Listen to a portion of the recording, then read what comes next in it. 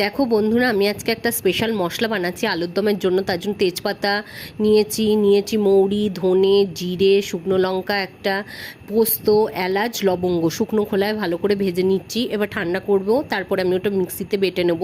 আর আলুটা এরকম করে কেটেছি, আলুটা ভেজে নিচ্ছি নুন হলুদ দিয়ে।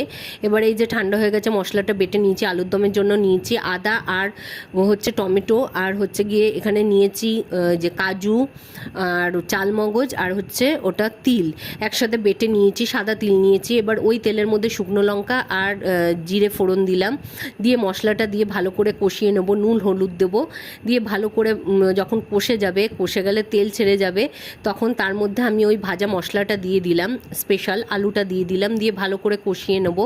এই যে ভালো করে কষিয়ে গরম জল করে দিয়ে দিলাম, যেরকম ঝোল খাবে সেই আন্দাজে রাখবে। এই যে ফুটছে, এবার এর মধ্যে আমি কাসুরি মেথি ওপর দিয়ে ছড়িয়ে দিলাম। এবার ভালো করে নেড়ে এবার ওপর দিয়ে কিশমিশ